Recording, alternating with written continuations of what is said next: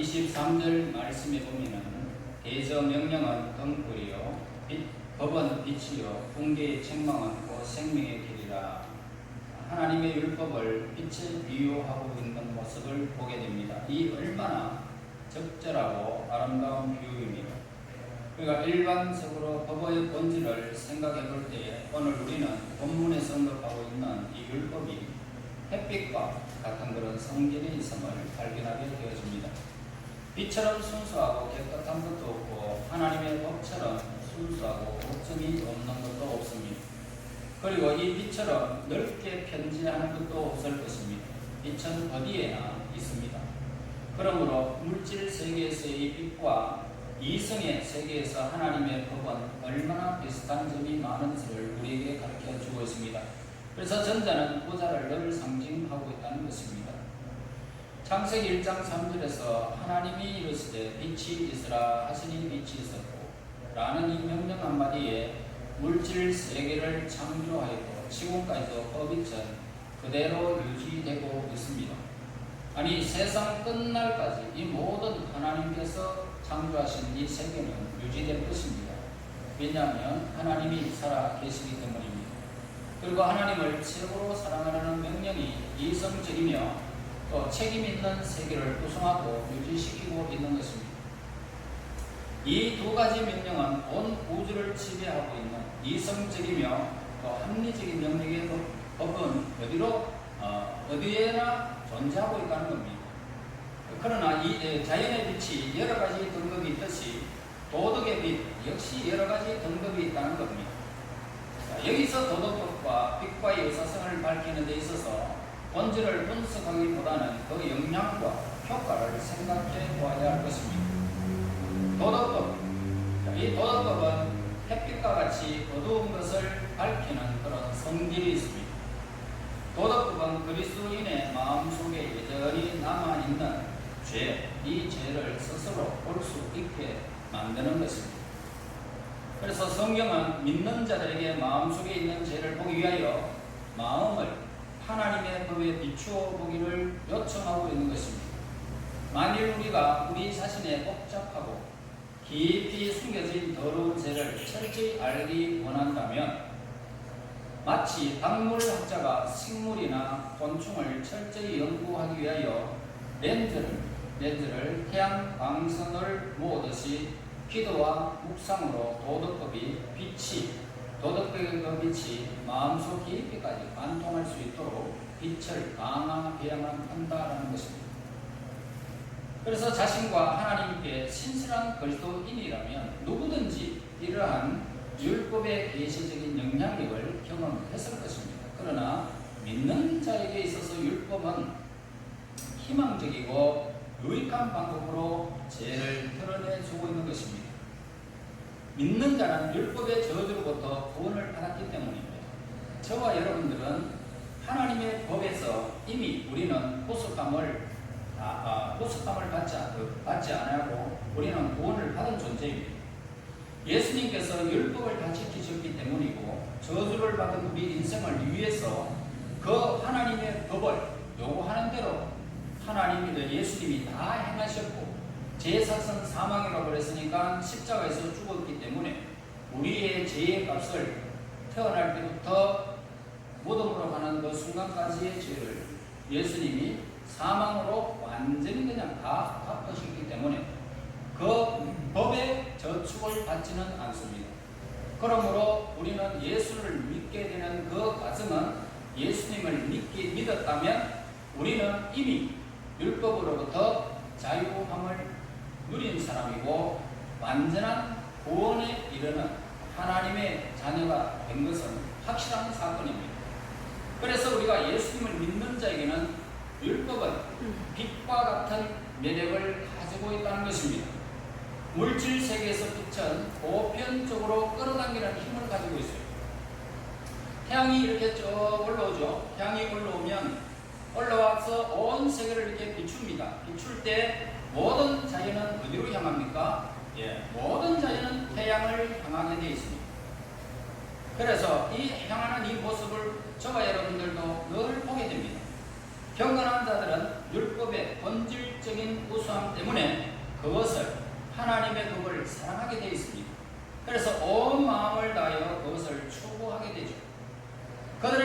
뭡니까? 우리가 하나님의 법이 없다면 우리는 이 자리에 모일 필요가 없습니다. 주의를 거룩하게 지켜라 라고 했기 때문에 오늘 그 법에 아름답게 우리에게 다가오는 빛과 같이 우리가 하나님께로 모여들었다는 것입니다. 그래서 하나님의 법이 있는 곳에 우리가 있다는 것입니다. 얼마나 매력적입니까? 여러분, 경건의 모습은 조금이라도 있는 영혼은 하나님의 법을 포착할 수 있는 지혜를 늘 가지고 있다는 것입니다. 그래서 하나님하고 기도할 때에 하나님께서 이렇게 우리에게 빛으로 비추어 주셨기 때문에 오늘 우리는 그 빛으로 우리가 하나님을 향할 수 있다는 것입니다. 그래서 경건의 영혼은 하나님을 향하여 자꾸만 가까이 나가는 경향이 있다 이 말입니다. 자, 하나님의 법을 에너지로 보는 이러한 견해는 믿는 자에게 용기를 불어넣어 주게 되는 것입니다. 이것이 바로 성도의 인내를 말하고 있는 것입니다. 또한 예수님을 믿는 자에게 있어서 율법은 빛처럼 활기를 돋구는 역할을 하고 있습니다. 이러한 유사점은 이렇게 명확하게 드러나지는 않습니다. 그렇게 명확하지는 않지만 우리는 보통 공기 속에서 활력소가 들어있는 것으로 늘 생각하고 있습니다. 그러나 실상은 인간의 영혼이 활기가 있고 활발하게 움직이기 위해서는 우리의 영혼에 빛이 반드시 있어야 하는 것입니다. 그래서 어둠 속에서 자라는 식물은 빛깔이 없습니다. 선명하지도 않습니다. 연약하기 짝이 없습니다. 빛에 넣으면 곧 시들어 죽어버리고 맙니다. 자, 예수님을 의지하는 사람에게는 도덕법이 미치는 영향도 이와 비슷하다라고 할 수는 있습니다. 예수님의 제자들에게 율법은 단지 교사의 역할을 할 뿐이고 무슨 재판관으로 느껴지지 않는다는 것입니다. 그러므로 저와 여러분들이 하나님의 율법을 우리가 생각할 때마다 그것이 나를 죽이는 것이 아니고 나를 깨닫게 하는 도구라는 것입니다. 예수님이 오심으로 말미암아 율법의 공포는 그 능력이 완전히 상실해버리고 말았습니다. 그러나 이제 율법은 그리스도인들에게 활력소가 되어준다는 것입니다. 왜냐하면 예수님과 연합하게 되어졌기 때문이죠. 예수님과 나와 연합한 자가 되었기 때문에 율법은 우리에게 활력소가 될 뿐이지 우리를 정죄하는 도구는 되지 않습니다. 율법이 내적으로 힘을 북돋아주는 원칙이기 때문입니다. 그래서 이제 이 마음은, 우리의 마음은 하나님의 은혜로 변화되어져 있고 진실로 하나님의 법을 사랑하기에 이르게 된 것입니다. 그래서 이처럼 율법은 믿는 자에게 거룩함을 공급하는 힘이 된다는 것입니다. 그래서 우리가 주의를 거룩하게 지키면 나에게 거룩한 이 엄청난 힘이 우리에게 주어지는 거죠. 찬송을 부릅니다. 말씀을 듣습니다. 기도합니다. 그리고 하나님께서 하시고자 하시는 일들, 이웃을 내 것처럼 사랑하게 되어집니다. 자, 그러면 이러한 모든 힘의 공급이 우리에게 주어지지 그것이 믿음의 행위입니다. 위대한 행위는 믿음의 행위로서 그리스도인의 위대한 사역이 믿음을 성장시키고 강화시키는 사실을 우리가 깨달을 때 비로소 즐거움이 흘러나오게 되는 것입니다. 도덕법은 뭡니까? 도덕법은 물질적인 빛처럼 영혼과 어떤 특별한 관계를 유지하고 있다는 이유 하나만으로도 영혼을 가르쳐주고 끌어당기고 활력을 주고 기쁨을 주는 것입니다. 자, 우리가 27절 말씀 보세요. 사람이 불을 품에 품고야 어찌 그의 옷이 타지 아니하겠으며. 자, 이 말씀은 남자와 여자의 관계를 이야기를 하고 있습니다. 그러니까 불을 내가 안으면 불이 내게 와닿죠. 그리고 옷을 태워버립니다. 와 같이 남자가 여자를 안든지 여자가 남자의 품에 안기든지 어떻게 이야기를 하면 분명히 거기에는 이렇게 불로 표현하고 있다는 것을 보게 됩니다. 그러니까 지혜자는 여기서 젊은이들이 이러한 악의 모든 경향에 대해서 자신을 잘 방어할 수 있도록 인도하고 있다는 것을 보게 됩니다. 그래서 이 방어책이라는 것은 다름 아니고 인생의 아침녘에 가정에서 받은 그런 교육을 기억하고 그것에 주의를 기울이고 또 그대로 살려고 노력하는 것을 말하고 있습니다.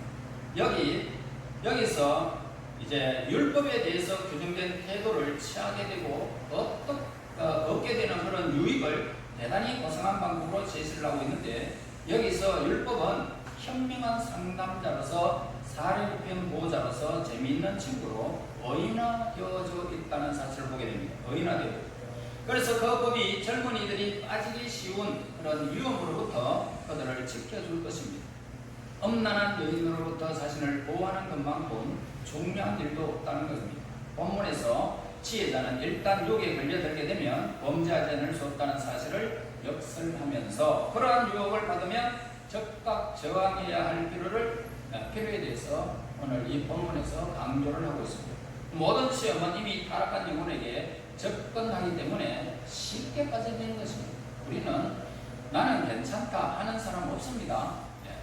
대부분의 사람들은 쉽게 빠져들게 됩니다. 사탄은 시험 속에서 아무리 거룩한 피조물이라도요, 타락하는 힘이 있음을 인류의 역사를 봐도 너무너무 우리는 잘 알 수 있습니다. 아무리 이 땅에서 인권을 위해서 살아간다 할지라도 사람인 이상 그 이상 어떤 일들이 오늘 일어나지 말라는 법이 없다는 것을 우리는 너무너무 잘 알고 있습니다. 에덴 동산에 보세요. 에덴 동산에 있는 우리의 최초의 조상에게도 그러한 일이 발생했지 않습니까? 마음속에 오직 거룩한 것밖에 없었을 때에도 시험의 힘은 그렇게 강한 것임을 우리에게 밝혀주고 있습니다. 그러므로 이미 부패한 영혼이야 말할 것도 없다는 것입니다. 이 세상에서 인간이 발견되는 것마다 죄인이 발견되는 이유라는 것입니다. 우리의 본성은 죄로 기우는 경향이 있고 또 우리의 마음은 본래 악한 방향으로 기울어져 있다는 것입니다. 또한 여기서 유혹을 즐기려는 위험도 우리는 늘 가지고 있습니다. 그리고 우리 마음속에는 유혹을 이용하려는 그런 경향도 있다는 것입니다. 누가 나를 어떻게 좀 해줬으면 하고 하는 그런 경향도 얼마든지 있다는 거죠. 그래서 인간의 도덕적 본성은 전부 손상되었기 때문에 인류는 다양한 유혹의 공격을 불가피하게 당하게 되는 것입니다. 전염병이 도는 장소에 자주 드나들면 어떻게 될까요? 그래서 거기에서 유기를 즐기는 사람을 치고 전염병으로부터 면제받는 사람은 아무도 없다는 것입니다. 유기에 빠져드는 사람은 결과적으로 자신의 죄의 길에서 던져버리는 것입니다. 모든 죄는 특유의 이끄는 힘이 있기 때문입니다. 우리는 대부분 가지고 있는 가장 큰 도덕적 결함이 있다면 그것이 시험받을 때 그것이 죄라는 사실을 인식하지 못한다는 것입니다. 이것은 달콤하고 너무너무 좋다는 것입니다. 그래서 죄라고 인식이 안 됩니다. 유혹을 즐기다가 도둑도 되고 노롱꾼도 되는 그런 경우들이 얼마든지 우리 주변에는 많이 있다 이 말입니다.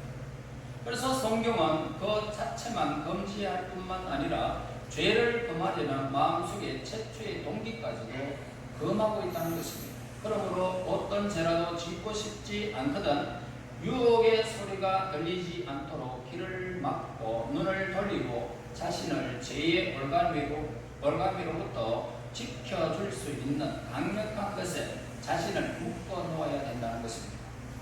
그래서 인간의 유혹을 가지고 장난칠 때에 이미 죄의 길의 중간에 서 있다는 것입니다. 그러므로 어떠한 악의 유혹에 빠졌던지 간에 그것은 마음속에 특별한 악에 대한 그런 경향이 어느 정도 있다라는 것을 보여주고 있는 것입니다. 인간이 죄를 짓는 것은 그만큼 마음속에 동조를 하고 있기 때문에 그렇다는 것이죠. 그래서 사람들은 술을 취하면 자기의 본성 아닌 것을 이야기했다고 하지만 그 마음속에 담겨져 있는 것이 술을 취하게 되면 자기도 모르게 막 마음속에서 있는 것이 막 드러나온다는 것입니다. 우리가 선물을 받아 나누면 그 속에 뭐가 있는지 잠잠해 있으면 모르죠. 빗물이 와가지고 비가 뚝뚝뚝뚝 떨어지면 그 그물이 밑으로 싹 또 위에는 맑았죠. 그러나 해있었으면 그 속에 온갖 콩나물 대가리고 뭐고 막 둥둥둥둥 뜨죠. 이와 같이 오늘 우리 인생은 그렇게 잠잠한 것 같고 거룩한 것 같고 겉보기에는 괜찮은 사람 같지만 거기에는 속에는 전부 다 죄악의 덩어리라는 거예요. 우리 인간은 선한 것이 없습니다. 만일 우리 마음속에 죄를 물리칠 힘이 있다면 우리는 즉시 죄에 의해서 있게 될 피해로부터 완전히 벗어날 수는 있습니다. 사실상 이러한 마음 자세가 되어 있다면 유혹은 더 이상 유혹일 수가 없다는 겁니다. 인간이 철저한 정오심을 가지고 죄를 미워할 때에 죄의 유혹을 미워하고 그는 죄 자체뿐 아니라 죄로 인도될지라도 모르는 모든 경우를 미워하게 되는 것입니다. 그러므로 우리들 각자에게는 마치 육체가 어떤 병에 걸리기 쉽듯이 어떤 특수한 죄의 악한 영향이 우리 주변에는 너무너무 많다는 것을 우리는 인식해야 됩니다. 그래서 인간의 유기조직 속에는 미리 어떤 특별한 죄로 기울어져 있기 때문에 인간은 그 죄에 대비해야 하는 의무가 있다는 것을 우리는 알아야 됩니다. 나는 항상 그런 죄에 기울어져 있기 때문에 이걸 대비해야 된다는 거죠. 물론 거기에는 자연적인 성향들도 있습니다. 그러나 순전히 습관의 결과로서 그 영향력이 있어서 강력하고 위험한 것들임을 우리는 인식해야 됩니다. 그리고 때때로 자연적 성향은 습관에 의해서 강화되기도 하는 것입니다. 인간이 어떠한 유혹에 빠졌을 때에 그것은 유혹의 직접적 대상인 죄로 향하는 어떤 경향이 내재해 있다는 그런 증거라는 것입니다. 유혹에 빠져든다는 것은 마음속에 죄를 추구하려는 그런 경향과 욕망이 내 속에 있다는 겁니다. 그래서 유혹이 올 때에 그대로 방치하면은 죄에 대한 거부감이 없이 죄를 그렇게 아주 그냥 내 이웃 대하듯이 그냥 대해버리면 접촉되어버리면 마음속에 죄에 대한 좋은 인상을 심어주는 결과가 되어지고 마는 것입니다. 그래서 죄는 쾌락의 요소가 있기 때문에 그것을 우리는 잘 알고 있습니다. 죄는 굉장히 매력적입니다. 우리가 보기에는 굉장히 매력적이고 거기에는 즐거움이 있고 행복이 있는 것 같이 우리는 보게 됩니다. 그런데 그것은 부패한 영혼에게 즉각적인 만족을 줄 수밖에 없는 겁니다. 즉 유혹 속에는 죄의 쾌락만 있다는 것입니다. 그러므로 우리는 여기서 유혹에 말려들면 누구나 그 미끼가 된다는 것을 분명히 알아야 된다는 것입니다. 자꾸만 유혹에 빠져들다 보면 죄에 대한 저항력이 약해져 버립니다. 결국에는 어떻습니까? 전혀 저항할 수 없는 상태가 이루어지고 결국은 그 쾌락에 빠져들 때에 그 나머지 여러분 생각할 필요도 없이 그 비참함은 우리가 한 사람 한 사람이 경험해야 되는 것입니다. 자, 인간의 악에 이 제한을 수락할 때에 그의 도덕적 힘은 손상되기 시작하는 것입니다. 한 가지 부패된 생각은 또 다른 제약을 처리하게 된다는 사실을 잊지 말아야 되고요. 유혹을 방치하면 도덕적 에너지를 갉아먹히는 결과를 초래하고 마는 것입니다. 결국 양심은 너무나도 부패해지고 전에는 정제되었던 것들도 하나씩 허용되어져서 자기도 모르는 사이에 유혹에 전혀 저항할 수 없는 무력한 상태가 되고 만다는 것입니다. 그러나 이것으로 끝나는 것이 아닙니다. 이렇게 유혹의 대상, 내가 유혹에 빠졌다. 그렇게 유혹에 휘말리다 보면 어떨까요? 죄를 극복할 수 있는 힘을 얻을 수 있는 수단마저도 이제는 완전히 상실해 버리고 마는 것입니다. 그래서 인간은 유혹에 빠져들므로써 마침내 하나님의 영을 시험하게 되고 하나님을 멀리 떠나서 정욕의 노예가 되어지고 마는 거죠. 그래서 자기가 하고 싶은 대로 다 해버립니다. 이제 하나님도 멀리 해버립니다. 그래서 성경은 하나님의 영이 여러 가지 방법으로 인간이 죄를 짓지 못하도록 영향을 발휘한다는 사실을 가르쳐주고 있습니다. 때때로 성령은 외부적인 환경까지도 지배해버립니다. 그래서 내가 하고자 원하는 그것들을 하려고 했을 때에 내 마음이 두근두근합니다. 그런데 했는데 그 상황이 여의치 않는 때가 있어요. 상황이 여의치 않아요. 그러니까 그 약속도 이상하게 삐뚤어지는 때도 있어요. 그것은 성령께서 하시는 일이에요. 그 상황을 완전히 그냥 무마시키도록 만들어버리는 성령이 하시는 일도 있어요. 그래서 경우에 따라서 성령이 우리 마음속에 작용하여 유혹의 영향을 끼치지 못하도록 하나님의 성령이 우리를 이렇게 삶을 인도해 주신다는 사실을 우리는 기억해야 됩니다. 그래서 인간이 계속하여 유혹에 빠져들고 마음이 항상 욕망의 채널에 이렇게 돌리도록 허용하고 처음의 충동과 욕망을 자신을 내어주기 시작하게 되어지면 그는 하나님의 영을 모욕게 하고 슬프게 만들 것입니다. 자, 이것이 점점 더 심해지면 급기야는 하나님께서는 그에게 얼굴을 돌려버립니다. 나는 이제 네 멋대로 해라. 그리고 하나님이 그냥 얼굴을 돌려버리시고 그에게 성령을 걷어버리십니다. 그렇게 되면 오늘 어떤 일에도 세상적으로 막 달려가는데 누가 붙드는 사람도 없고 그렇게 내가 완전히 비참한 인생이 될 때까지 깨달지는 못하게 되는 것입니다. 그러므로 저와 여러분이 하나님의 성령의 지배를 받고 있을 때에 행복해야 되는 것입니다. 하나님의 법을 내가 들을 때마다 가슴이 움찔움찔하고 아니야지 벗어나야지 이런 마음이 품게 하시는 하나님, 그 은혜를 우리는 깨달아야 한다는 것입니다. 결국은 어떻습니까? 이제 우리가 이런 제약 속에서 점점 더 심해지면 거기에 하나님께서 그들을 얼굴을 돌리시는데, 그래야 여태까지 그를 보호하던 이 보호선을 철수시켜버리면 유혹이 그를 지배하고 허용하게 될 것이고, 설령 유혹이 그를 공격할지라도 그대로 방치해버리는 것입니다. 그리고 그 결과 세상을 향하여 마음껏 자기 쾌락을 즐기는 자가 되는 것입니다. 그러므로 성령의 음성을 듣거든 그 음성에 순종해야 할 것이고, 자신을 지켜서 세속에 물들지 않도록 자신을 지켜야 한다는 것입니다. 여러분, 세속으로 막 가고 싶습니까? 아니면 하나님의 법을 즐거워하고 하나님 안에서 내 삶을 살아가야 할까요?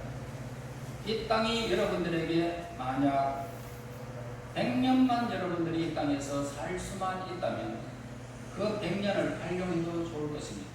그러나 보장이 그렇게 되지 않습니다. 100년이라는 세월은 길다면 길고 짧다면 짧은 시간입니다. 하나님께서 여러분들을 간섭하시고 인도하시는 것은 하나님의 자녀로서 그 나라에 합당한 하나님의 백성들이 영원히 사는 새하늘과 새 땅이 있다는 사실을 우리에게 가르쳐주기 위한 그런 계획임을 우리는 알아야 할 것입니다. 그러므로 오늘 우리는 성령의 음성을 들어야 될 것이고 자신을 지켜야 할 것입니다. 이 하나님의 율법을 취하로 즐거워하며 행복한 삶을 하나님은 누리기를 원하고 계십니다. 여러분, 지금 여러분들의 삶이 세상 사람보다 못하다고 생각하는 사람 혹시 있습니까? 나도 세상 사람처럼 마음껏 하고 싶은 사람이 있습니까? 이런 사람은 이 자리에 있을 필요가 없습니다. 그러나 그것이 아니고 내가 하나님의 법 아래서 내가 신앙생활하며 그 나라에 들어가기까지 내가 선한 싸움 싸우고 달려갈 길을 달려가고 예수님을 푯대로 향하여 삼고 나는 살아가리라 라고 마음을 다짐하고 있습니다. 만약에 이 후자의 경우라면 여러분은 하나님의 택한 백성이요 하나님의 나라의 새하늘과 새 땅에서 영원한 영광과 즐거움이 여러분들에게 이루어질 것이고 하나님은 여러분들을 간섭해 주실 것입니다. 성령께서 모든 상황까지 신뢰해 주신다는 사실을 깨닫습니다. 한 주간도 성령 안에서 하나님의 말씀 안에서 율법 아래서 즐거워하고 행복한 일들이 이루어져서 하나님 앞에 영광이 되고 한 주간 또 승리했다는 그 기쁨 안에 예배에 총참할 수 있는 하나님의 사람들이 되시기를 예수님 이름으로 축원합니다. 하나님 안에 감사하고 영광을 돌립니다. 우리 하나님, 우리의 연약한 죄성에 찌달려 있는 우리를 주 예수 그리스도 안에서 구원하여 주시고 복음 안에서 하나님의 때를 이렇게 기다리며 살아갈 수 있도록 인내의 열매를 주심을 진실로 감사합니다. 이 세상이 어떠하든지 세상 따라 허무한 삶을 살아가지 않게 하여 주시고 하나님의 법을 따라 하나님께서 주시는 그 모든 일들을 즐거워하며 행복해 할 수 있는 믿음의 사람들 되게 인도하옵소서. 한 주간 동안도 무슨 일을 당할지 우리는 알 수가 없지만 강하고 담대하게 이 세상을 나아가 서서히 행하는 모든 일에 하나님이 함께 하시고 성령께서 주관하셔서 승리케 인도하옵소서. 예수님 이름으로 기도하옵나이다. 아멘.